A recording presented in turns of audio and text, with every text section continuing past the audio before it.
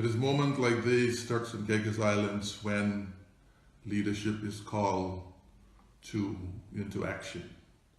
This whole situation with the illegal landings, the invasion of our border, it's been going on now for quite some time at an escalating rate. And one would think by now we would have had a community-wide consultation about how to deal with the problem. The invasion of our shores and the loss of life, these are challenges and issues that we should not relax about. And so I start this morning by extending sympathy to the family and loved ones of those who have lost their lives off West Caicos a few days ago. And while I extend sympathy and I empathize with them, I must also condemn those mercenaries who would exploit the vulnerabilities of persons who are essentially persons who have very little hope. And so they've decided to do desperate things and to hand over whatever resources they could put their hands on to escape the poverty of Haiti manage itself. And so one has to ask the question, what purpose does the Haitian Council serve in these islands? Whether they are a beacon of light that says to the persons who want to escape that this is a safe haven to come to, or whether they potentially are in collusion with the perpetrators of these vicious crime of human trafficking. The truth of the matter is that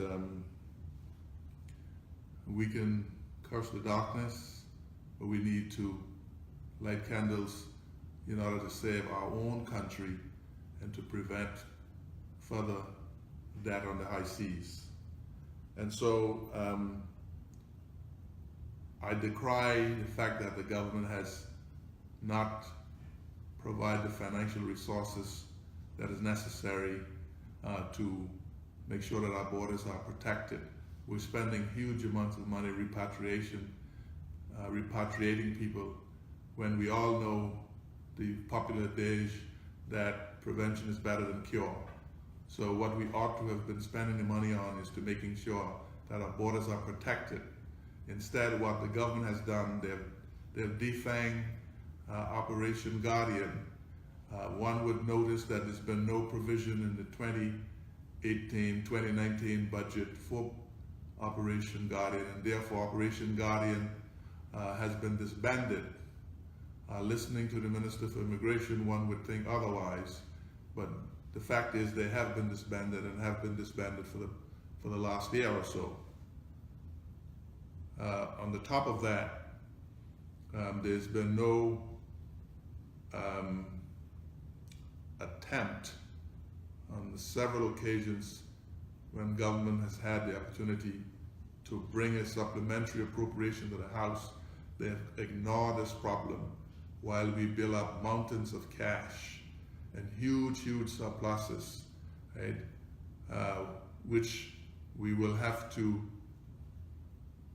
spend at some stage on security and in other ways if we allow the situation to deteriorate.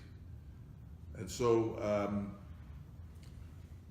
I call on the government to take the necessary steps to protect our borders. And I have identified at least 3 steps that needs to be taken, or even 4. The first one needs to be taken is to fast track the MOU that they've spoken about between the Bahamas and the Turks and Caicos Islands, to make sure that some provision is in place that would enhance the current lack, that would enhance the current lack of coverage, surveillance, and the ability to pursue or to intercept Haitian vessels coming into our Turks and Caicos waters. The other point that must be made clear is that the United Kingdom government needs to put assets in the waters between the Turks and Caicos Islands and Haiti to assist with the interception and the turning around of vessels back to Haiti. The third step, and maybe even the first one, in the meantime, until this matter has been stabilized or has been resolved, until the frequency of vessels have come under control, we need to put a complete surface blockade in the channel or in the passage between the Turks and Caicos Islands and Haiti. The fourth issue has to do with how we manage going forward the long-term chronic social and economic problem of the desperate people of Haiti wanting to escape poverty, and Turks and Caicos being one of its closest neighbors. Obviously they will seek to come here, particularly where they are being manipulated by unscrupulous persons. Now, the way we deal with the long-term problem is that we have to ensure that budgetary provision is made to manage the problem. A chronic problem does not go away.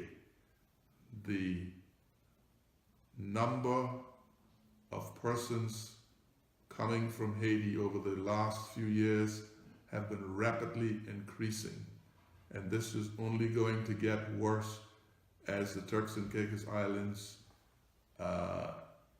grow, and as investment takes place and as development happens. This problem is only going to get worse. And so we need to have a mechanism in place to manage it. And that mechanism has to be, at the end of the day, a permanent Coast Guard that would protect the borders, to operate in the channel, in the passage between Haiti and the Turks and Caicos in particular, to be able to turn vessels around.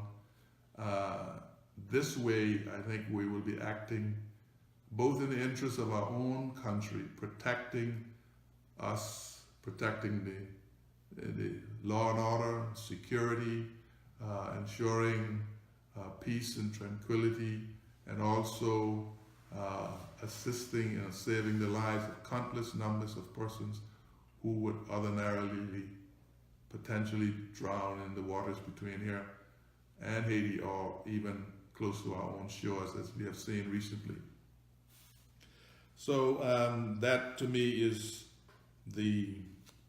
some of what we need to do in order to secure our borders, to protect life. So if it requires a massive increase in our budget allocation for the acquisition of assets, we need to reprioritize the government capital budget to make sure that vessels are available, equipment is available, and if we need to reprioritize the recurrent budget to make sure that manpower could be paid for and other operating costs could be covered. We need to do that because the threat that we face is an existential threat, and unless we're able to deal with it on a long-term basis, it is going to undermine the security and peace of these islands. And who is to say what damage could be done to our tourism? We're a one-engine plane in terms of our economy. And if tourism is destroyed, then our entire economy is destroyed. And for tourism to flourish, one has to be able to depend on security. And as it stands at the moment, these borders are not secured, and we need to take every precaution to make sure that they are. And so, ladies and gentlemen, countrymen, we all have to work together. And this is not an issue that we should play politics about, right? And unlike what has happened in the past with the government of today, when in opposition, I am offering any assistance, any advice.